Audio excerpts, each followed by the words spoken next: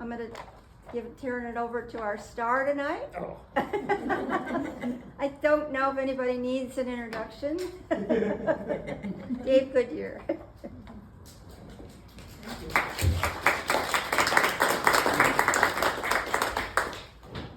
Forget the clapping, gang. I didn't bring a water buffalo. You're stuck with me. Stella wouldn't go up. You Pardon? can sit down, you don't have to stand. No, I gotta stand. Thanks, Rich. Okay. Now, I was asked to talk about the history of the fire service in Brunswick. Now, even though some of you may think so, I can't go back to the opening days. Yes, you could. But thank you, Sam. But I am going to start about a fire that was in town here back in the late 30s. Now, I say late 30s because I'm not sure exact. And I didn't really do a lot of scraping on information. Court Carleton had a service station up at the center of town, where today there's two different businesses in that building across from the Methodist Church. The garage that's up there next to the Dairy Queen. And that he was working on a car and an extension light fell and started a fire. Well, of course, in those days they called Medina. And Medina's equipment was up on the square. I'm sure most of you know where the station is on the square. That's now their history area. And Medina came out. Now, I'm guessing that they had a tanker with them because they had their country engine that would come out that would go to all the fires other than what was in the village. Well, they got out here with their engine and their tanker, and it's noted that Medina called back to the station and said, send out some more men and another engine. So, of course, that happened. Then they figured they better call for more mutual aid. So they called Parma.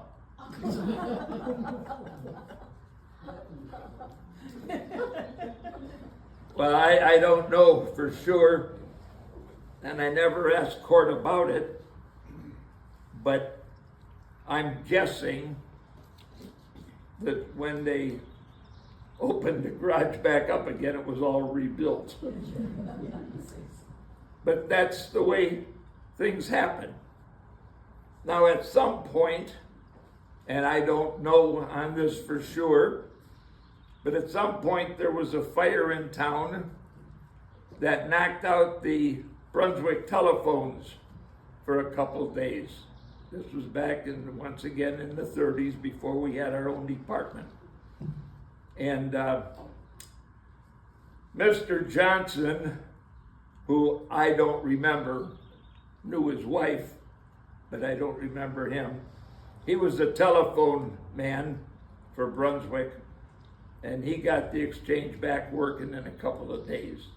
I guess the house that was, where the fire was, because the operation was on the second floor of somebody's house up there at the center. So, in 1940, our people of our community, Township of Brunswick, 25 square mile, they voted to start a fire department. That's when the fire service was organized in Brunswick. In 41, they got their first engine. It was a 41, but it was brand new. It was made by Sutphen, It was a midship pump on it. That means the pumping apparatus was behind the cab. And I honestly don't remember how big the tank was on it, but I know it was only a couple 100 gallon, if that much. But I remember that engine pretty good because that was there for a long time.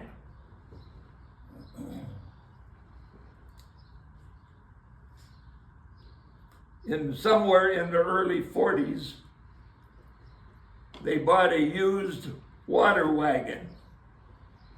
Now I talked to Bill Hogue a few years back, and I didn't write it down, but it was a used water wagon from somewhere, and I apologize for that. I didn't write it down, so, and of course I don't remember everything, and that's the way it goes. In 54, we got a new tanker. It was a brand new tanker, 2,000 gallon of water it held. Supposedly it was the largest single chassis tanker in the state at that time. It was a big square box of water. And its first real working fire was up on Minor Drive. And that was a fatality, a double fatality. Now then, two little kids grabbed their puppy and ran downstairs, and they passed the side door on the house to get out, down to the basement, and that's where our men found them. So that was the way it went.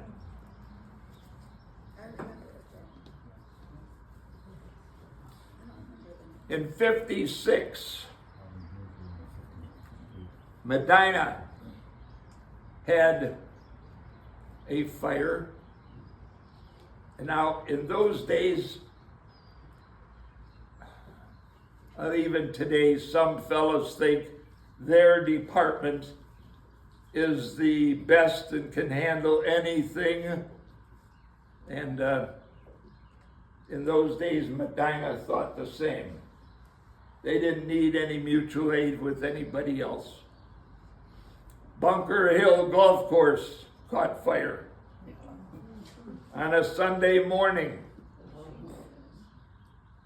The chief of Medina, who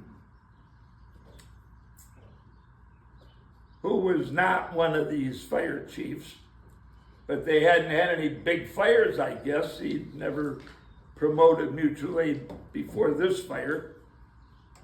He had to call back to the firehouse and call the fire chief of Brunswick, who had to call two of the township trustees to get permission to take the equipment just over the township line. You know, the township line is down there, just the far side of RPM. And you know where Bunker Hill is. Well, anyway, Brunswick, of course, got permission, and the engine and the tanker rolled out. And in a few short minutes, the guy sitting at the fire station in Brunswick got a telephone call. There weren't any radios. Got a phone call saying, call Hinckley and Liverpool for help. So that guy called Liverpool and Hinckley and then stood underneath the traffic light on a Sunday morning. Don't remember what time it was, but there really wasn't any reason to stand out in the middle of 42 and 303 in those days. I mean, today you'd be crazy to stand out there. But in those days, you know, you might, if you were there for half an hour, maybe a car would go by her. But anyhow, Liverpool and Hinckley were able to go through the center. They didn't have to make a legal slowdown. I don't remember any of them going around the corner on two wheels or anything like that, but they at least didn't have to totally stop. And the next county meeting, the fire chief of Medina stood up and said, "Fellas, I think we should work on a mutual aid plan for the county." Because in those days, if you didn't have a mutual aid pack, you didn't dare help the other guy because of legal things. And there were some people in those days that worried about the legal nonsense. I've heard of fires in Cuyahoga County where the fire department would roll up and they had stopped because the city line was right here, buildings burning here and people screaming for help. And they couldn't do it because whatever reason. Jurisdiction. Pardon? Jurisdiction. Yeah, but that's not the word I'd use. I'd use something more like a real idiot, but I'm supposed to be proper up here tonight.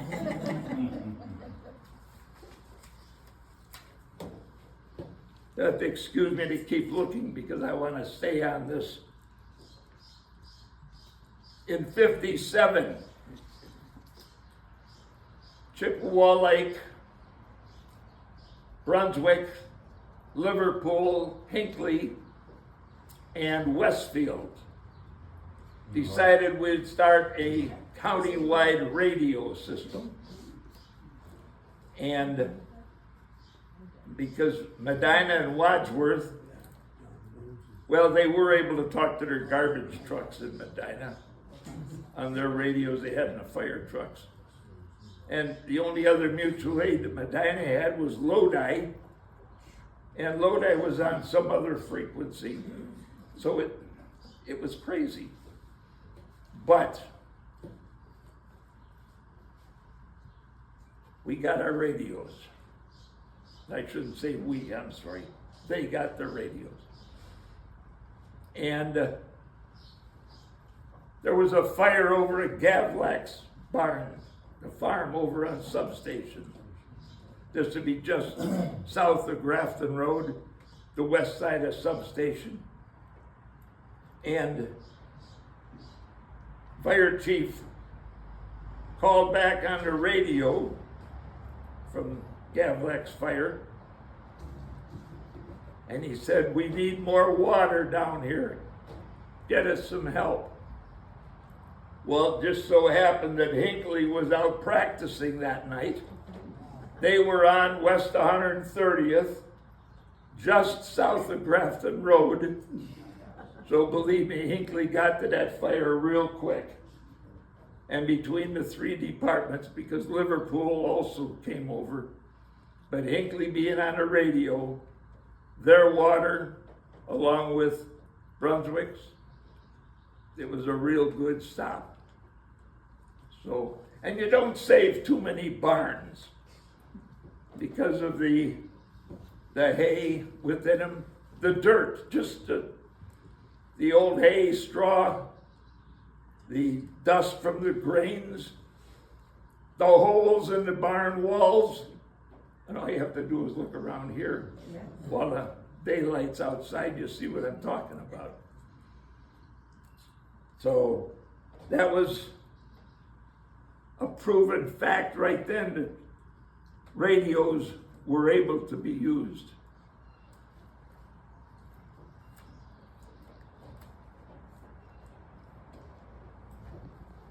Now back in the 40s and the 50s, US Route 42, our main north-south roadway.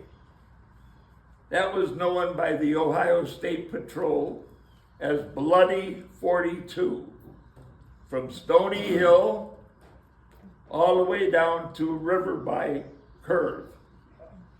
River by Curve, that used to be an old bar down there, just alongside the river at 42. That's where it got its name from, I guess. And for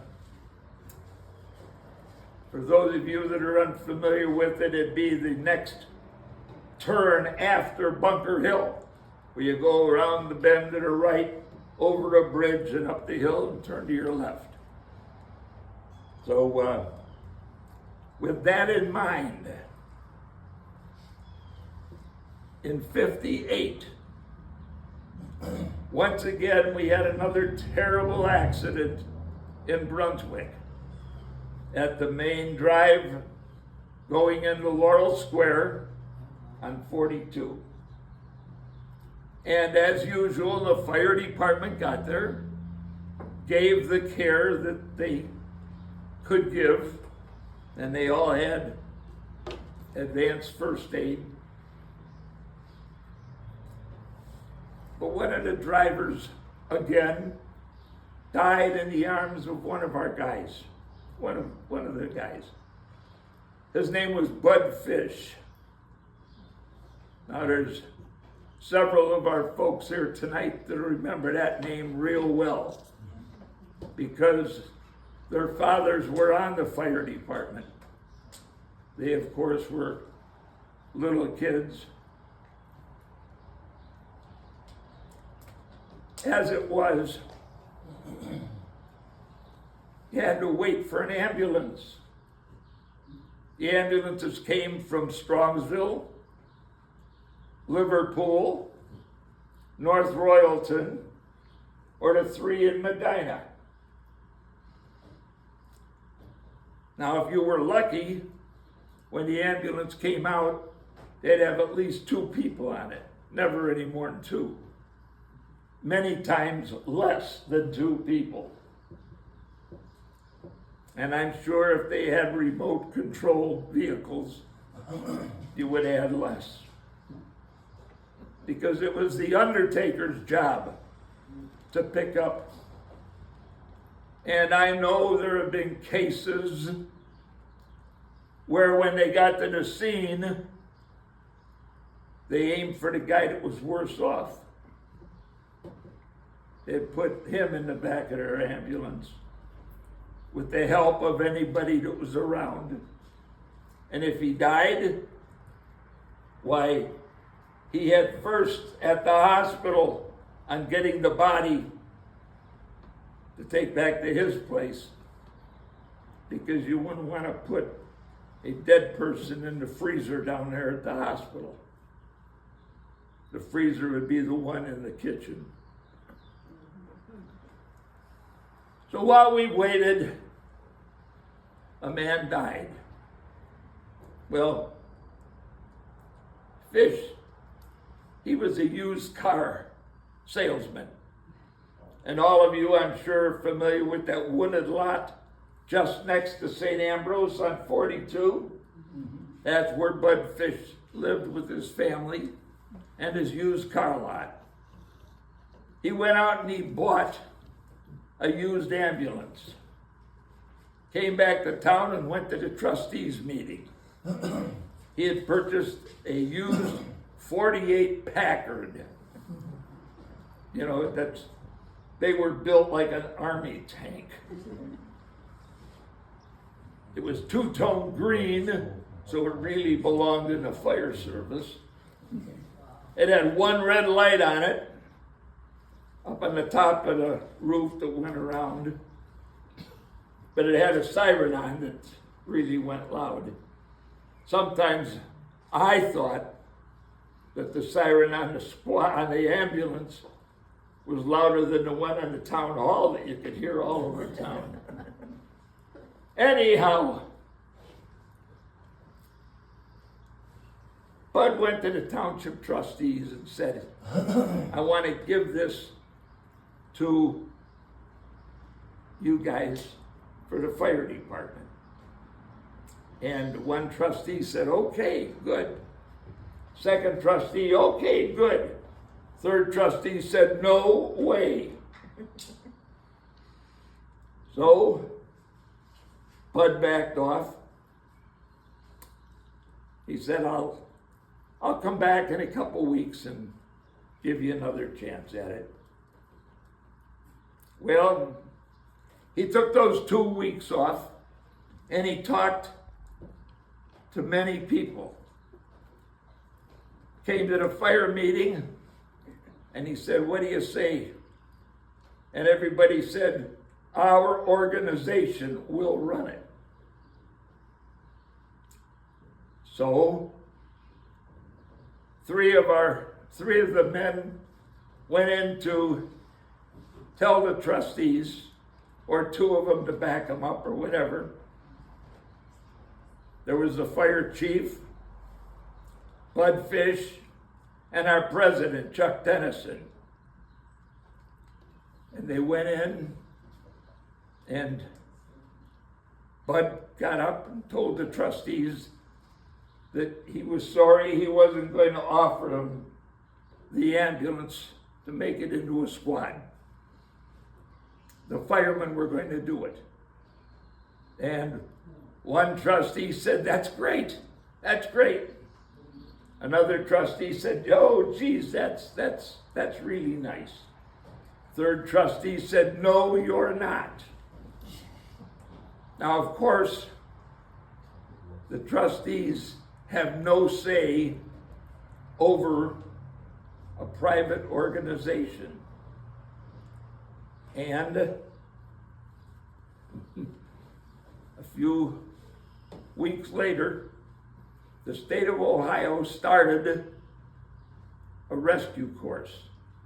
It was more than just advanced first aid. It was called Victim Care and Rescue.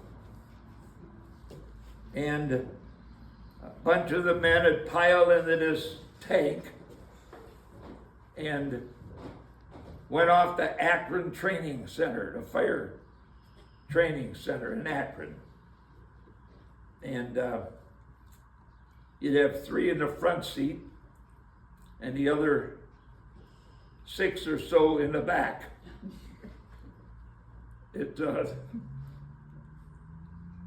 Anyway, they finished that training course. There were all kind of handouts on aerial ladder rescue, knots, rigging, waterfront operations. Really a good course. When they were finished, according to the state of Ohio, they were now all trained as emergency squad men. But that was great. That was great. And they ran the squad for, of course, the entire township. Plus, there were times when that squad was called down to Medina, Skateland.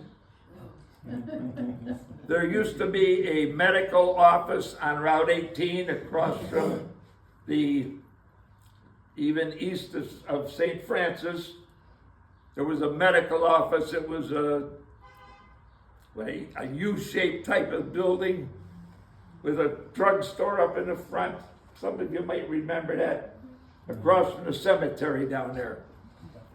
They had been called there, I know of, at least twice to pick somebody up with a heart problem that the doctor knew that the fire squad, Brunswick's fire squad, would be able to transport the person properly to Medina Hospital, 400 feet or whatever. But they were taking care of the people. This was the point.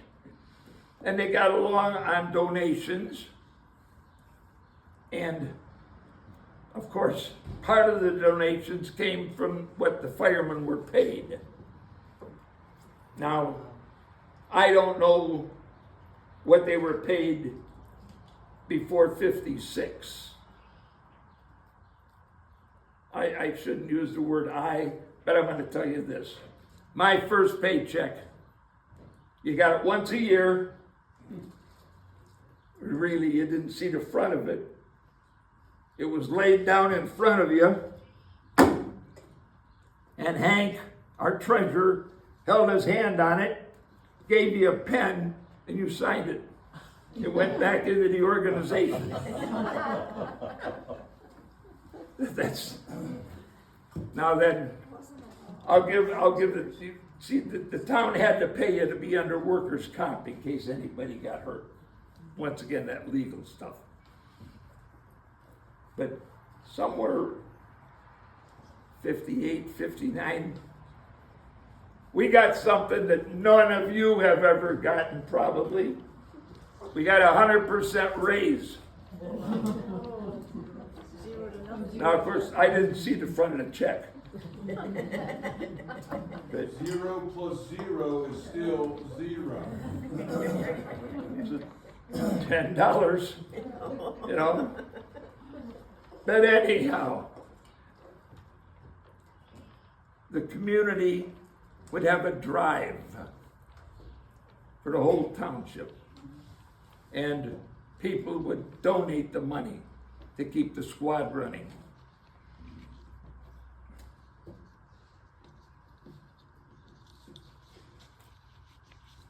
Then we hit 60. 60, Brunswick became a village that took in the whole township, 25 square mile. We became a township, or it became a village, 25 square mile. There were 3 secession movements and a lot of hatred. 3 secession movements. And all of a sudden, the village of Brunswick was 7 square mile. The other 18 was the new township of Brunswick Hills. Now,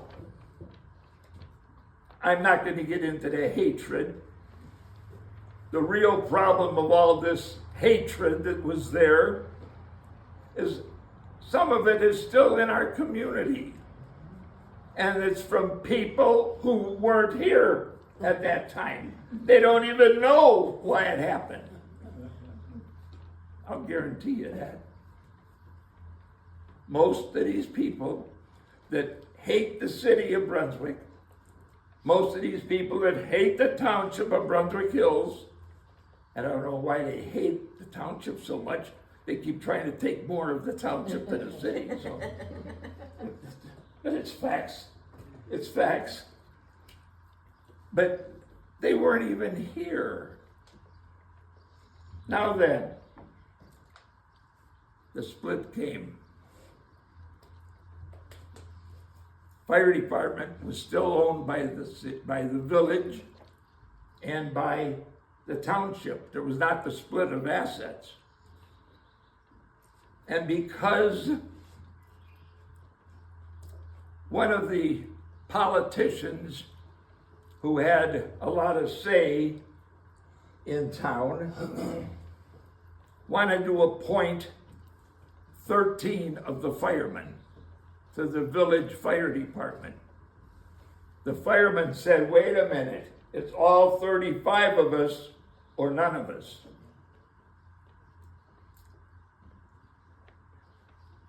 He appointed 5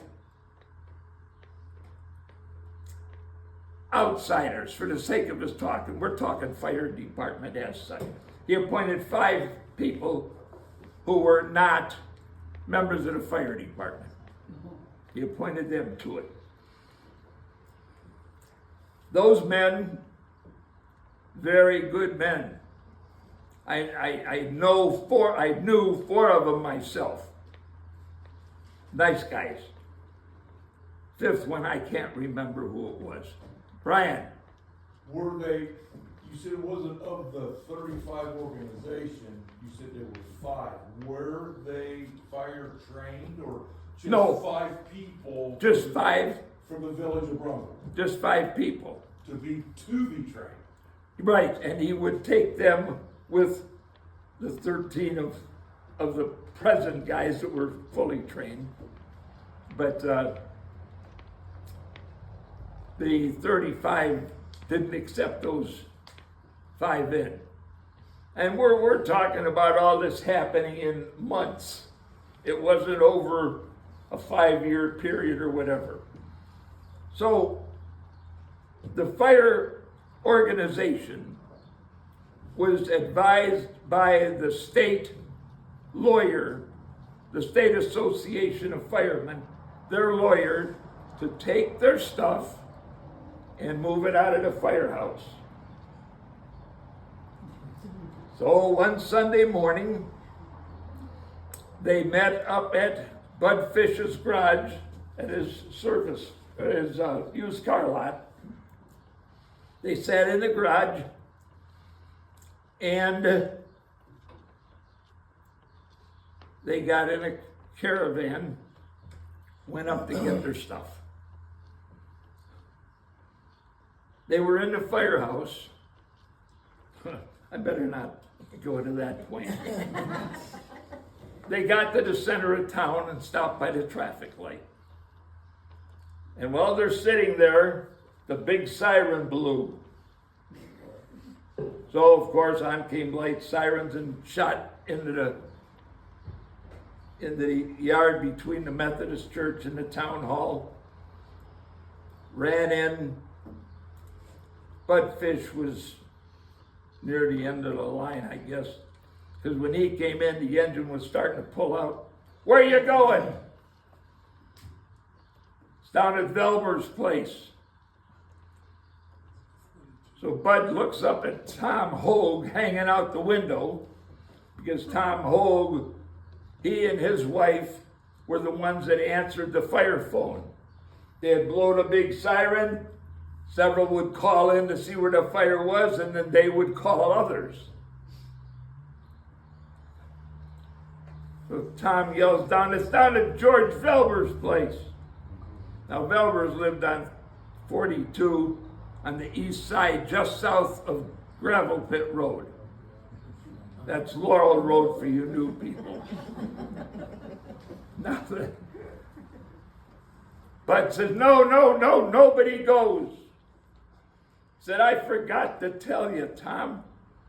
George called me yesterday and said he was going to burn down an old chicken coop. We weren't to come unless he or Nellie called us. Okay. Engine backed in, door went down, everybody walked in the station. And a few minutes later, guys were walking out carrying equipment that the firemen, not department-wise, not township-wise, but the firemen, through their fundraising and all, had purchased.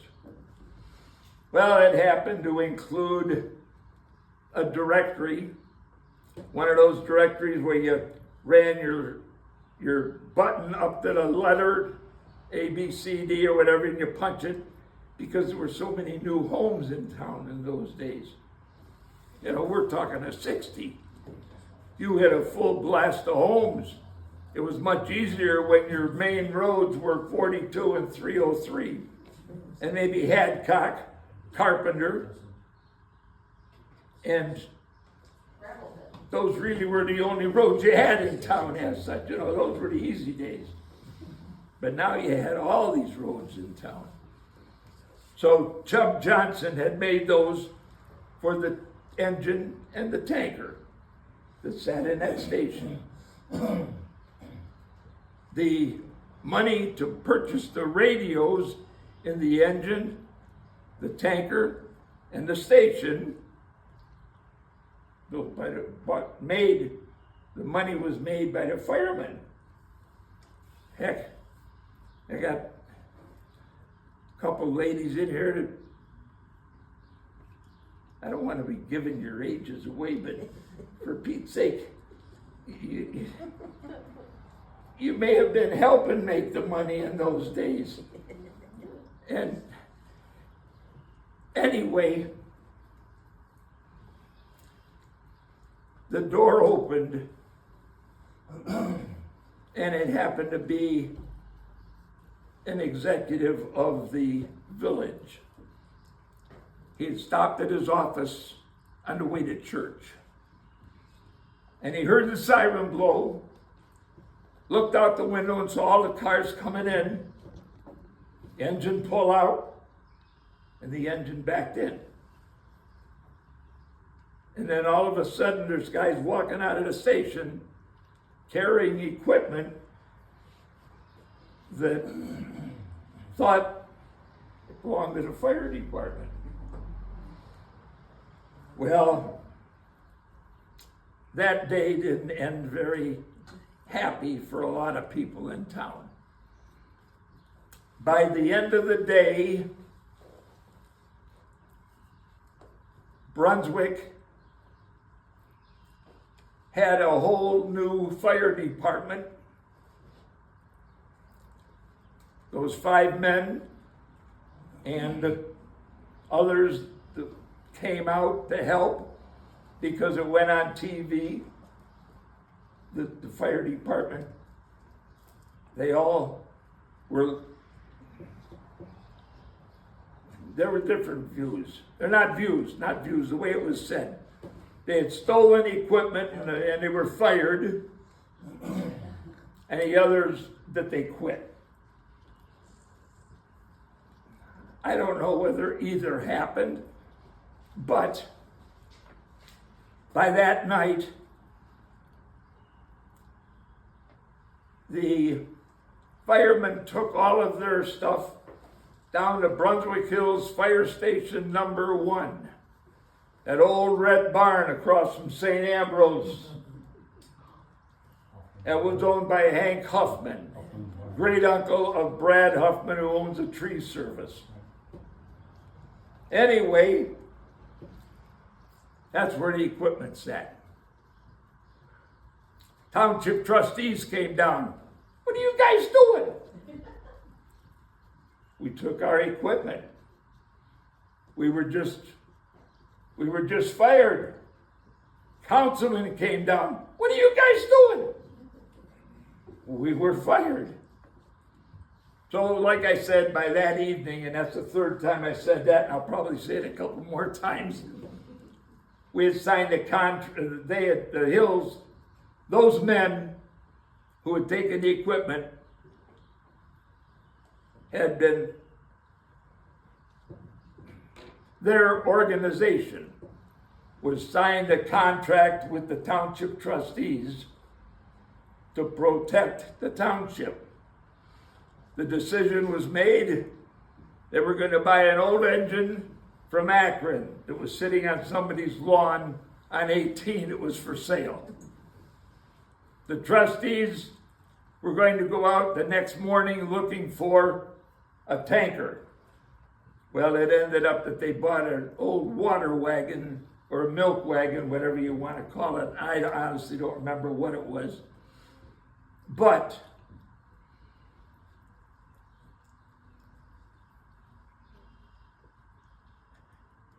you can just thank God, because nobody knows, luckily, what would happen if there had been a fire that night.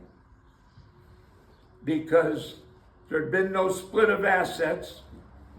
That engine and that tanker were owned by the 2 political subdivisions.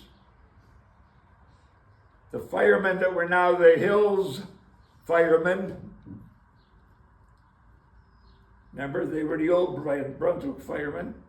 They knew the equipment, they knew the town. They would have headed for the apparatus. The new guys planning on doing their best that worked on learning how to run the pumps that afternoon. If there had been a fire call, they would have run. Thank God.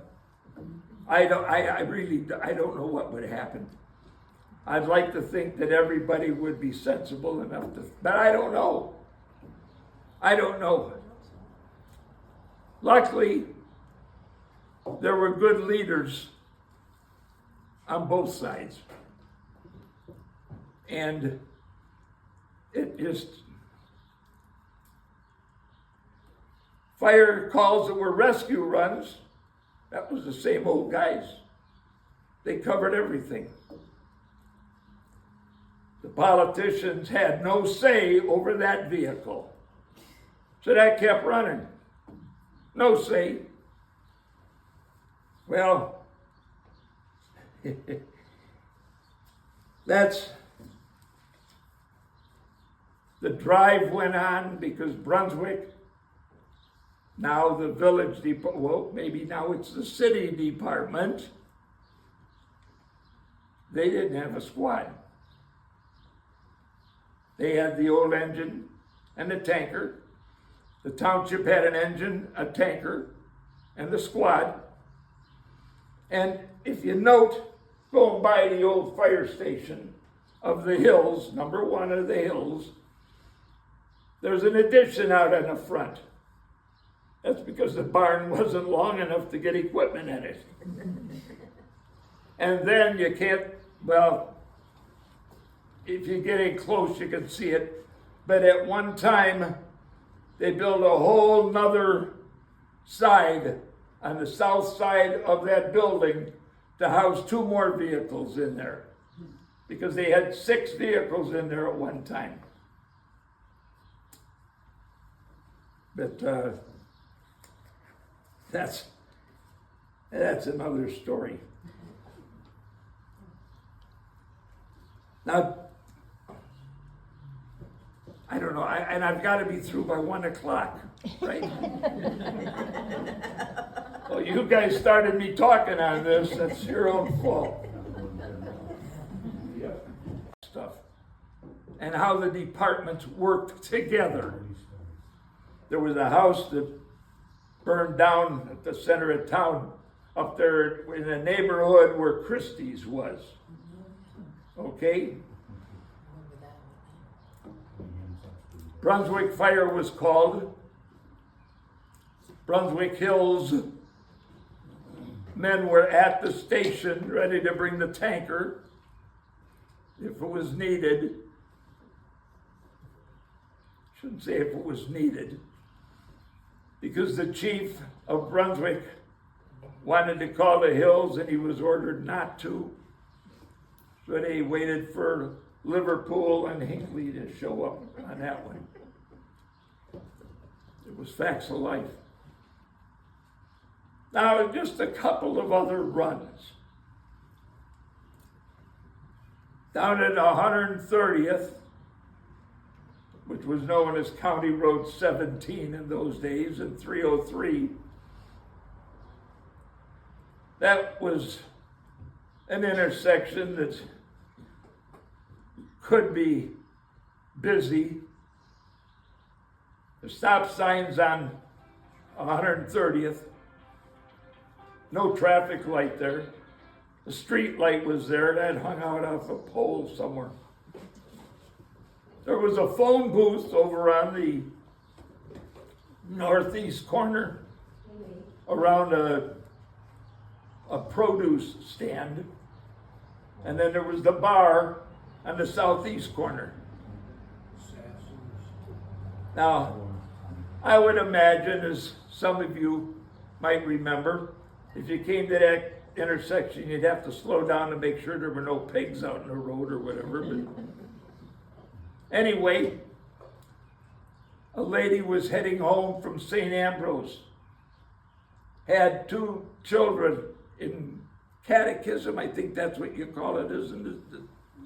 Yeah. Catechism on a Tuesday or a Thursday night, I don't remember. But the squad got down there and it was totally dark. Lights were out. No lights from the bar, no lights from the light on the pole. There was a car on 130th, somewhere in the intersection. And then there was a car on 130th, north of the intersection, aiming out into a cornfield. Fella came through, hit this car broadside. In this car with this lady, she had two little 13-year-old, 14-year-old girls in the back seat. And if I'm hitting any of your families, guys, I don't mean to, because I'm not putting. I'm bringing back memories. Maybe I don't mean to. There were two older brothers in the car that had forgot the stop sign. There were no seat belts really to have to worry about in those days. And this lady was laying dead her head was down on the passenger side of the car in a pool of blood. Her 18-year-old son was laying out in the cornfield with a broken femur. Two little girls in the back seat. One had a broken neck. Now, immediately the call went out to call in all three fire departments. And that was easy to get to right away because it was bowling night. So they called up to the bowling alley up at the plaza. And of course they then had Brunswick and Brunswick Hills coming down. Hinckley was called to come in from the other way. I don't remember how many ambulances we called for. Hinckley didn't have a squad yet. So this was before 63. Excuse me. The lady, like I say, she was gone. The little girl with the broken neck, they held her from her sitting position and had a heck of a time getting her on a board and taking care of her completely. Her neck was held by the hands of one of the guys all the way to the hospital. So, as the doctor figured that they'd saved her. And then there was the Tuesday night that a car accident, Marks and Grafton. Well, when they got there was a single car accident out in the field with 3 boys in it. All of them injured severely. None of them died, but severely, that can be pretty bad sometimes. That was on Tuesday night. Thursday night, they were trying out the other end of Grafton Road. That was in Hinckley. 3 kids, same type of problem, right out into the field. Those were the good old days.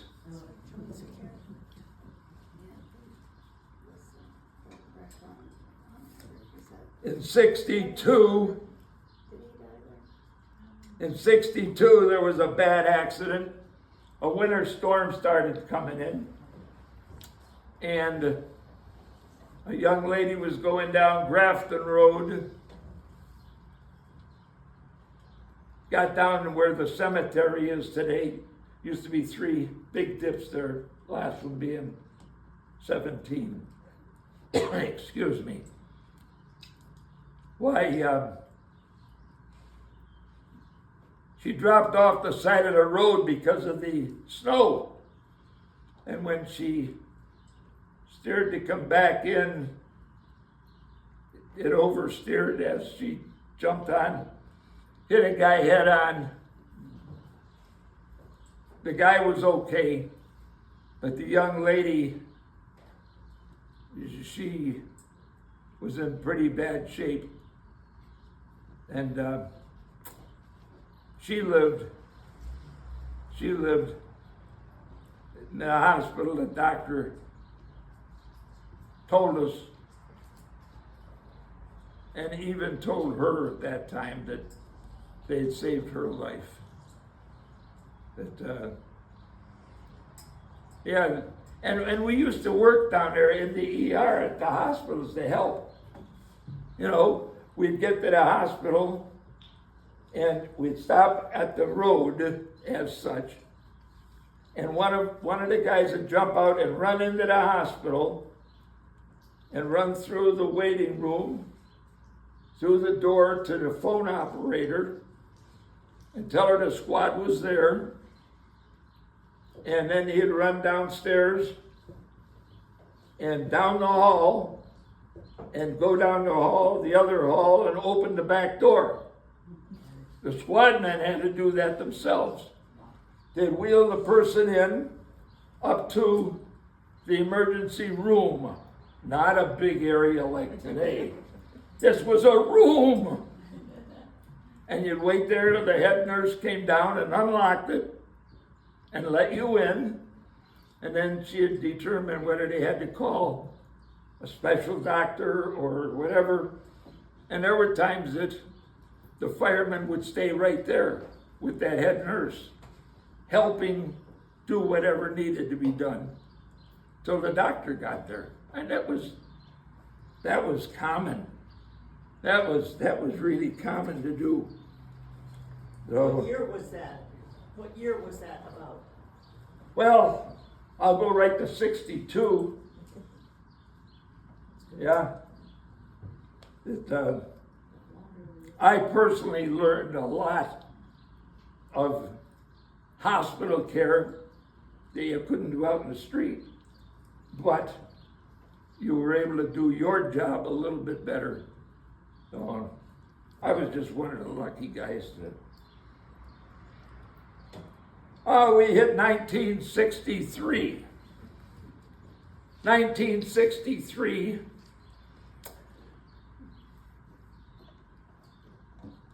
The city of Brunswick saw an opportunity to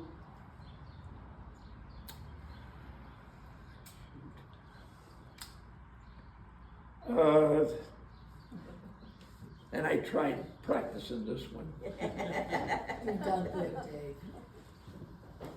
Dave. The city of Brunswick put their emergency squad into service on July 4 of 63. And think how much better the whole area, the whole community was. Because now you had 2 fire departments. And I should add 3 because Hinckley also put their squad in, their emergency squad in. So now the first emergency squad in Medina County was yours, Brunswick's. Okay, you got that straight. It wasn't the cities, it wasn't the hills, it was Brunswick before the split. So we've made out all together. All together we've made out. In 69,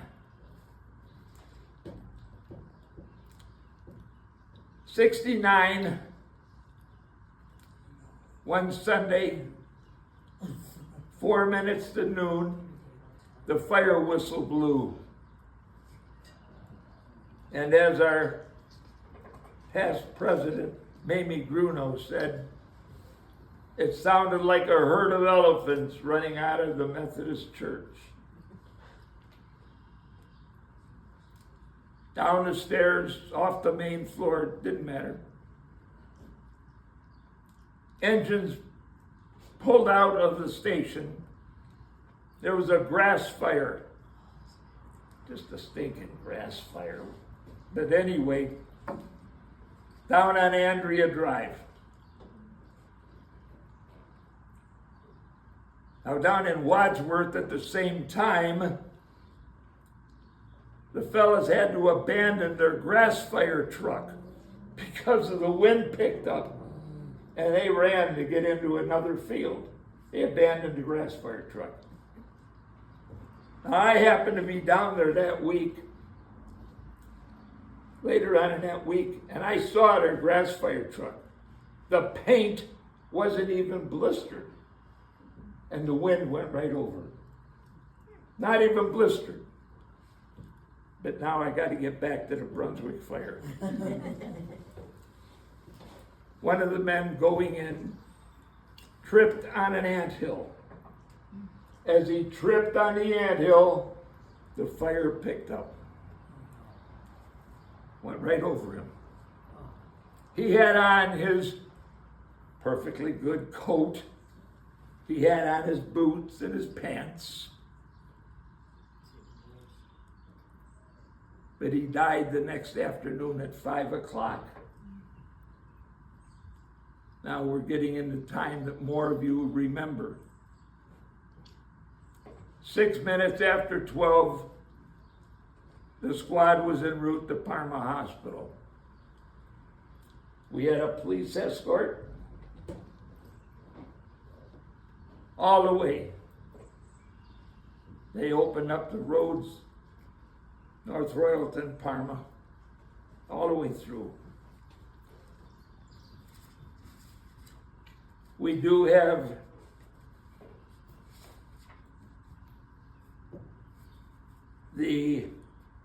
not the one that he wore, but the fire extinguisher. We have one upstairs or in the house of the type that Ron was wearing when he went into the grass fire. In fact, at that time, the city's safety director was in the backyard with his wife talking to a neighbor, and Jake and his wife, I guess their backs were to the field, and the neighbor said, "Oh, look," or something like that, whatever she said. And that's when Ron tripped, went down, the wind, fire went right over him.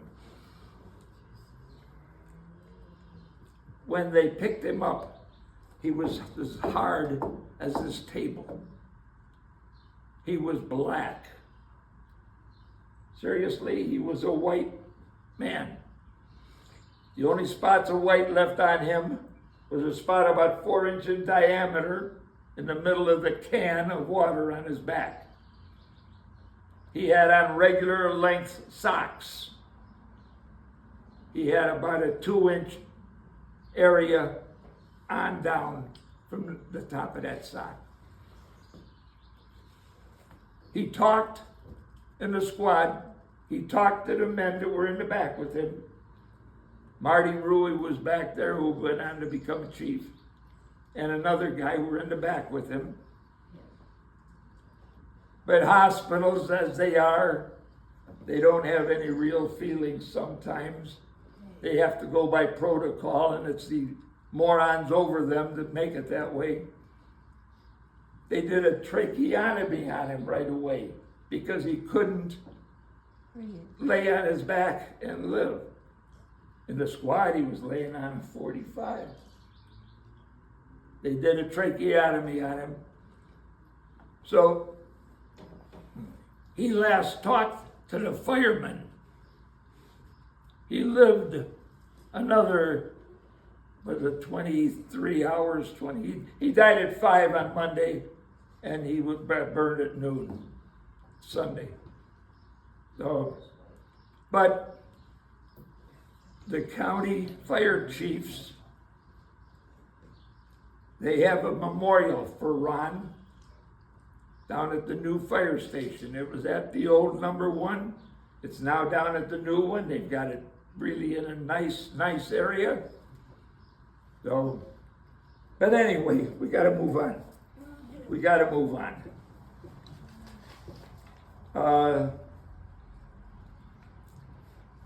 hit the early 70s. The ladies auxiliary of the Brunswick Fire Department, they knew what we needed, and they went out and bought us a hook and ladder. They bought them a hook and ladder, a 65-foot junior aerial. That means a single chassis.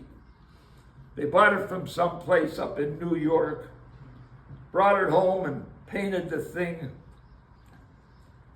that yellow that makes me sick. It was red when they brought it home.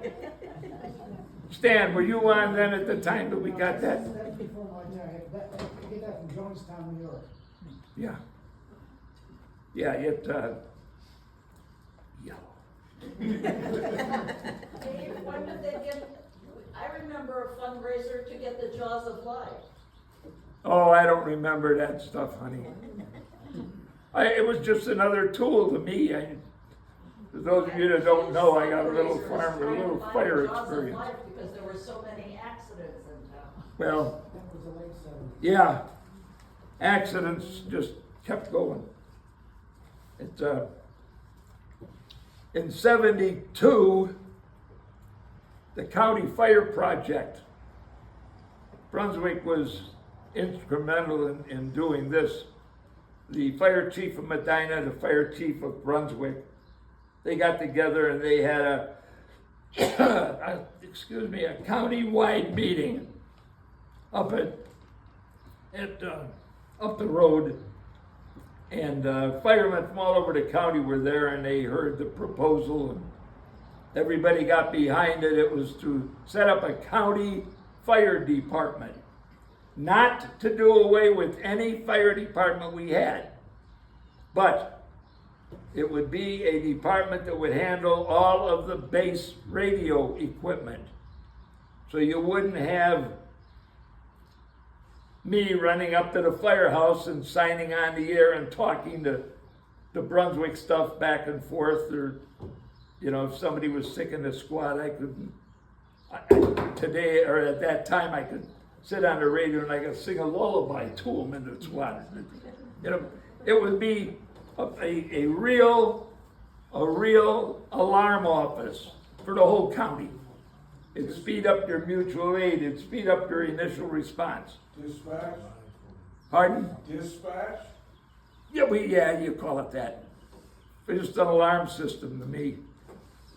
And then, because nobody in the county, even today, has a real heavy rescue truck. Costs too much money. For Pete's sake, I heard the other day, a department spending over $750,000 just for an emergency squad. Not even a heavy squad, an emergency squad. Christ's sake, you can set a box on the back of a pickup and, but I'm out of that these days.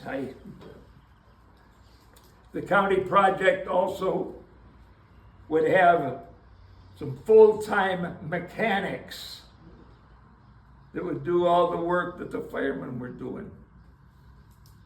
You know, the fire department, the volunteers, they're changing the oil. And by golly, you get a fireman like me and I gotta change the oil. You're in bad shape. You gotta show me first where's the drain for it. I'm not into mechanics.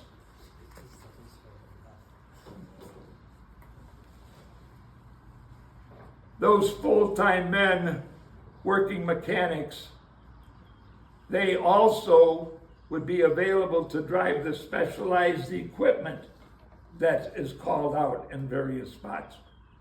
So, but down in Columbus, that fell through. The county auditor called me, and because I was involved in it, I shouldn't have said it that way. Excuse me. The county auditor suggested we go after a sales tax. I mean, you know, you have a sales tax to ride on a bus, a sales tax for your sports stuff, a sales tax that's going to save a... No, you don't want that stuff. In 72, a house fire up on Minor Drive again. They lost a little baby. The house Firemen got there. There was already, the fire chief of Hinckley was working on the next street. He came over. And they were ready to go in the front door. And they opened up the door. Billy Porch started to step in, and he was grabbed by the fire chief. Billy was looking to see where he was going, wasn't looking at the floor. The floor was already gone in front of the door. We could have lost another fireman. That was in March of '72. Now, because, as all of you know, I'm not too bright, we had a real tragic fire a few years back. I don't remember what year it was. But a young man, I reword that, a piece of dirt got involved with his father in an argument over baseball. Now, anything more than that, I don't think was ever decided. But the kid grabbed a bat and beat his father. The brother came downstairs when he heard all of this, and he lost also. The mother, she got taken out. All three of them. The kid then gets his little brother, if I remember, what was he, 9? 8, 9? And he took him up the Grafton Road to get gasoline. Bought his brother an ice cream cone, went home, killed the little brother, spread gas around the house, walked out the door, threw a match in, jumped in his car and took off. That was a fire. That was a fire. I myself, I wasn't there. I had gone away with the wife and my parents. So, couldn't have been in the 80s because had to be in the 70s because Dad was still alive. What? 1978. 78. That was my first fire in the And city. David Swinehart is still serving life in prison. What a fire. And when the fire was out, the overhaul starts, you clean up the place, and they found 1, they found 2, they found 3, they found the 4 bodies. I got there later on. I was there strictly in time to help uncover and move. But the last 2, I think it was when I got there, or the 3, I don't remember. But that's the kind of person that guy was. So, okay. In the 40s and the 50s, up into the 60s, Brunswick was lucky because we had a man in town that had a water service. He had 2 water wagons, and he was also in the fire department, Leland Keller. And on working fires, there'd be one of their wagons or both of them because Lee's dad, Harley, would bring them out to the fires. They were 500-gallon tanks, I believe is what they were. But that's the way people were in those days. They helped. And most people today are the same. I don't need to tell you guys that. Most people are good, most people are kind, and but I wanted to mention that there was extra water coming in those days. In the late 80s, the township trustees of Brunswick Hills took over the fire department. Up until then, it was run by the firemen's organization. They handled everything. And then the township started buying the more equipment. And then of course, a couple of years ago, once again pointing out mutual aid, we had an apartment fire up here on 42 in Beverly Hills. I can't honestly tell you how many different towns had vehicles in there working. But they were from Columbia, which of course is just a neighbor. But they were there from Middleburg Heights. They were there from Brea. All over. One life lost in that. But the fire service is the one that sees this stuff like this. Now the actual fire buildings,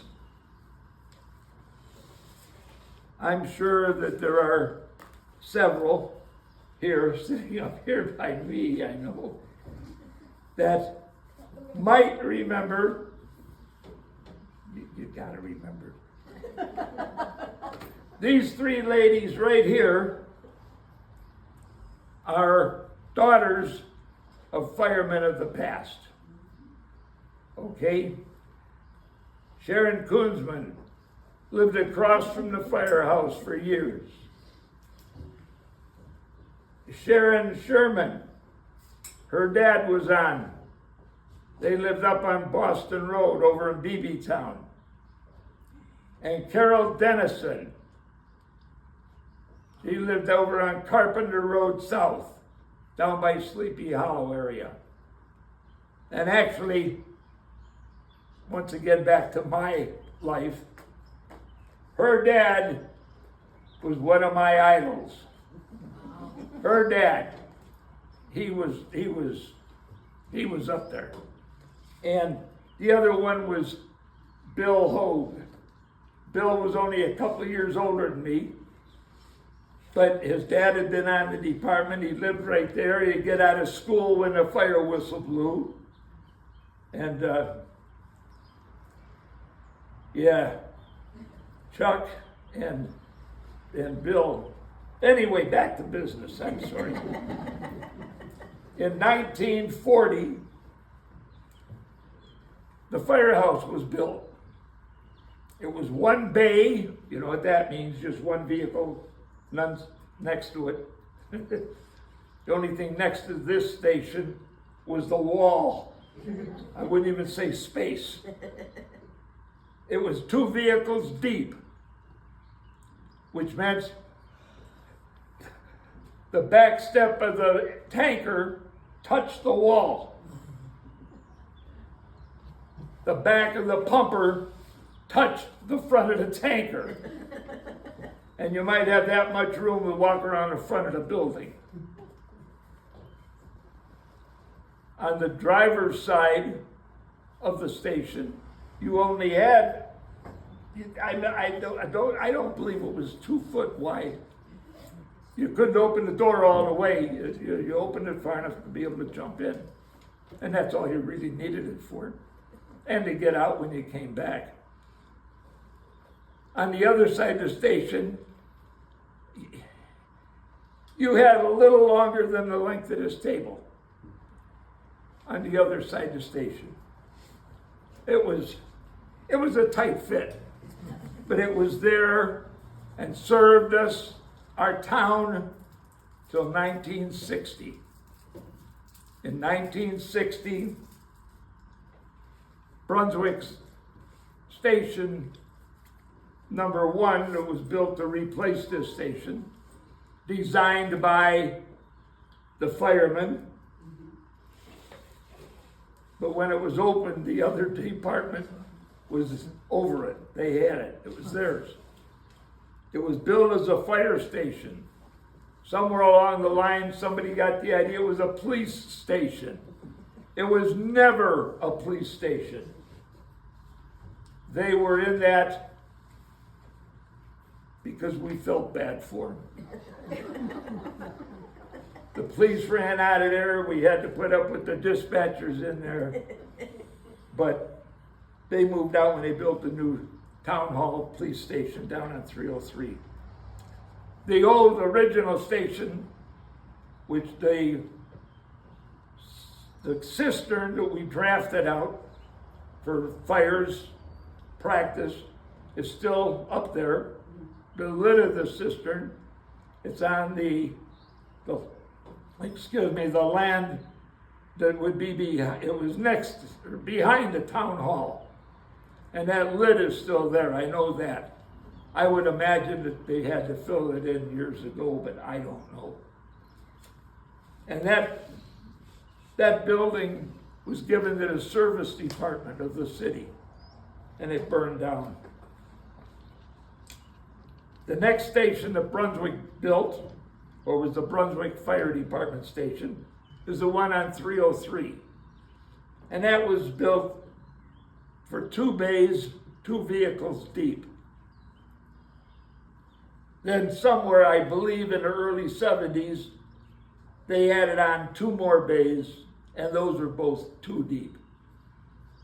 And then the third station that was Brunswick Fire is the one up on Grafton Road by Carpenter.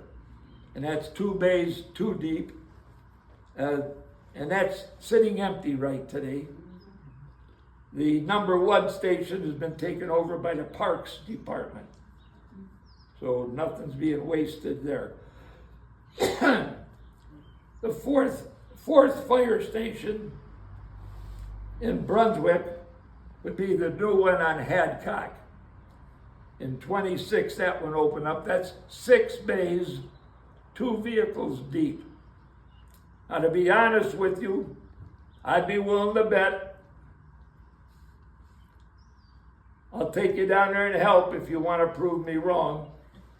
I say we can get 10 of the original firehouses in the apparatus floor alone. It's a monster. It's beautiful. Now, Brunswick Hills, their station number 1, first one they had, the only one. I don't know what year that thing was built, but the firemen took it over in 60. And like I said earlier, they added on a lean-to on the front, a lean-to on the south to get all the equipment in. It ended up being 3 bays wide, 2 vehicles deep. What Brad has added on to that station now is sort of embarrassing to we old guys. He's got the tree service up there with a big new barn on the back. But he's keeping the firehouse. Did you notice he's got a walkway? He's not getting rid of it. He's not getting rid of the firehouse. His dad told me. So, and in 64, Brunswick Hills built their new station, the one down here on 42, south end of town, 4 bays, 1 vehicle deep. Then sometime in the late 70s, they built the one up on Grafton Road, 2 vehicles, 2 deep. The equipment today that covers our community, because the way I understand it, any fire call in our community that they know is a work, and the dispatchers should be able to tell by their voices of the people calling in. Or if it's reported a fire, we've got 4 pumpers. That's your main vehicle in the fire service. 1 hook and ladder. Hook and ladder. They've got another one on order, I understand. That's in Brunswick. Brunswick Hills a few years ago, somebody thought we didn't need one. It was the best hook and ladder in the area, and that includes Strongsville at the time, height-wise. And the length of the hook and ladder has nothing to do with the size of your buildings. You use them for getting over the top of fires and shooting water back in at the fire. Hook and ladders are used for many purposes, not just to climb up at the top during the carnival or whatever. But you gotta be in the fire service to understand that. And then we have one tanker that's in the township. And you gotta keep a tanker. Many people believe that just because there's a hydrant there, it's going to work. Now, once again, me. I know personally that fire hydrants don't always work when you turn them on. All my recruits were taught you open the hydrant before you even hook up your hose. Before you hook up the hose, make sure there's water. At work one day we came back from a fire and the other engine in my station was sitting on the platform. They had left the fire early because they couldn't get water. There was something wrong with their pump. So the beam truck was there, the Bureau of Emergency Apparatus Maintenance. They're the 24-hour day mechanics that come out for us. They took off the big connection on the side of the engine. And there, up against the screen, the last protection before the pump, there was a flattened pop can. Somebody had taken a pop can and they'd taken off the fire hydrant and dropped the can in. But then there are other causes. You never want to set up a pump without flowing your water first. Because it's a long way to that next hydrant sometimes. Around these parts, it's 1,000 feet. So, but anyway, sorry about getting off on me. Then we have 6 emergency squads in our community. Brunswick has 4, and the Hills have 2. So that takes care of that. And then of course, there's the last page. And we'll make that fast, because all that is are names. And I'm gonna read off the names, and just to see if you know, we're not taking a vote afterwards to see who remembers how many. First fire chief was put on in 40. Now remember, these are all volunteers. I don't know who it was. No. First fire chief that I have was Blake Carlson. Oh, wow. And then Kenny Hablob. Then Carl Zimmerman. Then we split. Yeah. Carl and his gang went to the Hills. And another chief came in, and I can't remember his name. Erdman. No, Really? before Carl. Really? Oh, no. Wasn't it a McGowan? There was a McGowan, I think. But I gotta check someday if I really care. Then there was Carl Erdman. Then Harvey Wenzel, Marty Rui, Tex Combs, and then in the mid-90s, they hired the first full-time fire chief in Brunswick. Okay? Then when Bill left, I've got 3 question marks. 1 at this point. And Larry Christinger, who was one of the Brunswick guys, and because that guy was from, after Liebes, he was from that town, 480 east of Parma. The fire station sits up on the hill just off the Seven bridge. Hills? 7 Hills? Wait a minute. No, 7 Hills? no, Independence? no. Brooklyn Heights. Brooklyn Heights. Brooklyn Heights, is that the one? Okay, Brooklyn Heights. He was from Brooklyn Heights.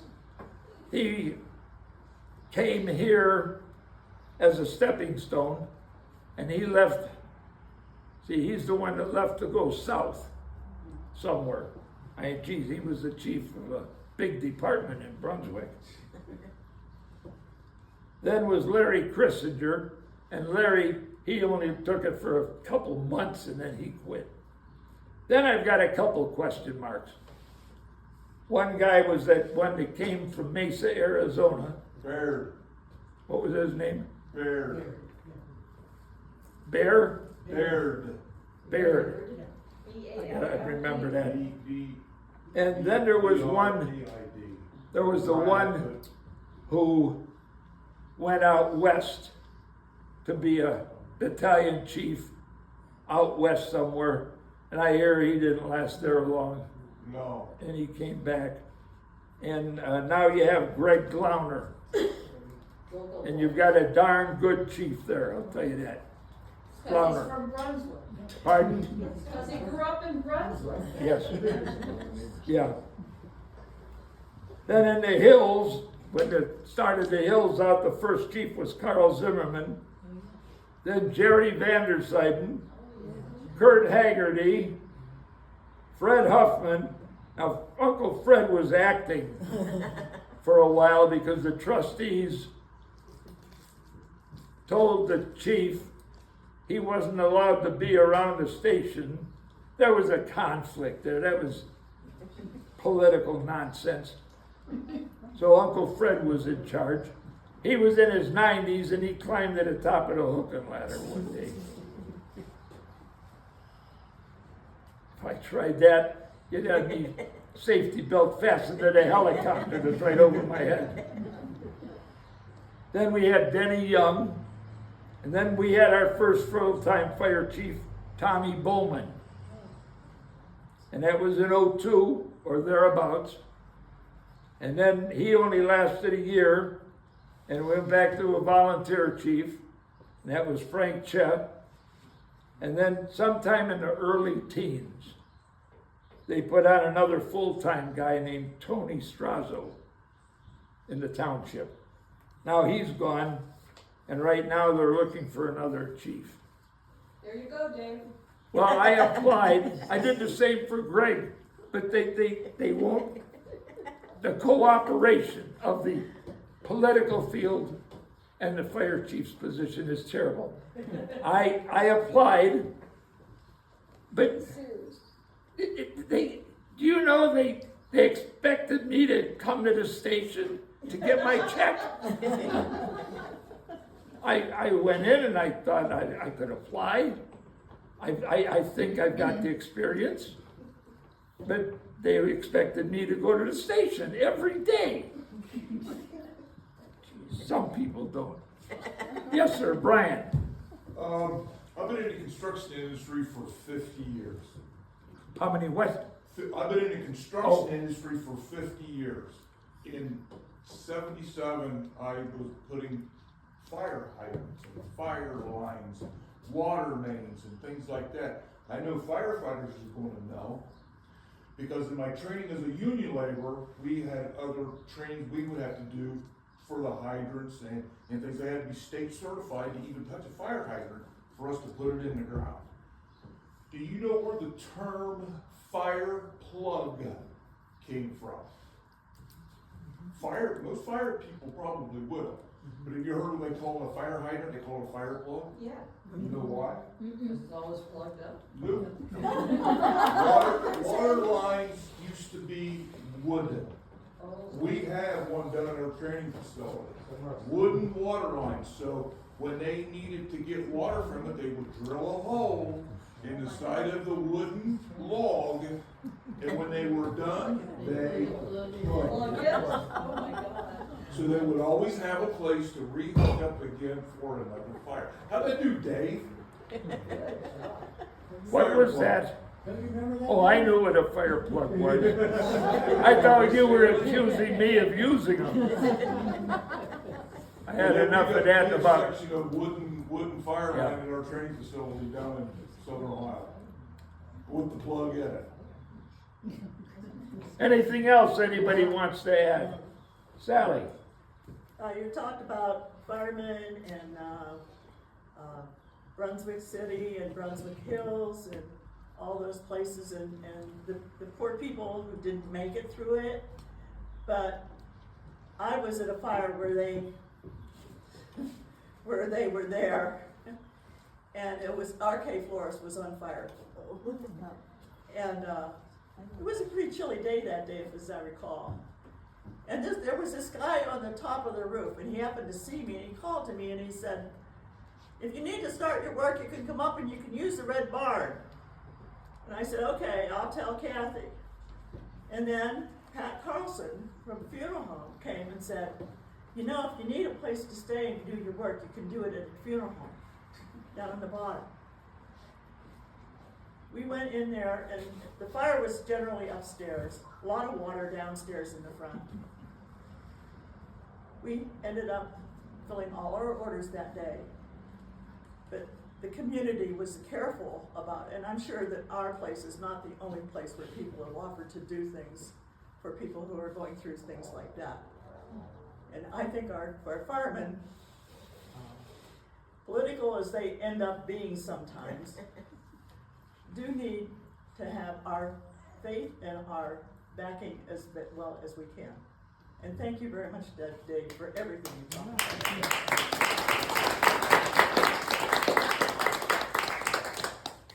Okay, I thank you, Sally. One more thing.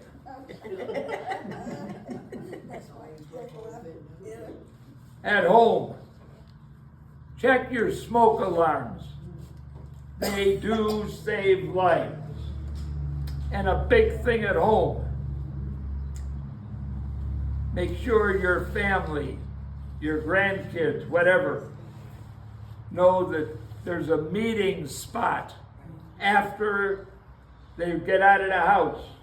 No matter how they get out, a meeting spot. The neighbor's house,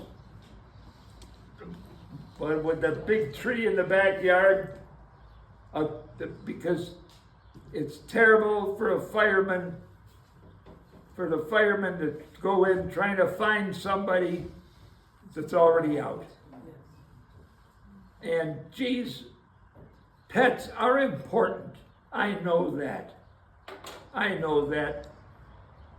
But don't get excited if your place is on fire and yell, "My baby's in there," and have it be a parrot.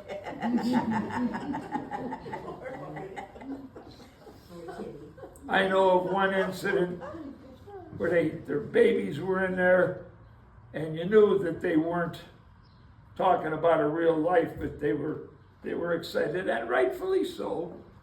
But they were talking about a house full of snakes. I'm glad I was an engineer. Engineer stays at the engine. Well, thanks for listening to me, gang.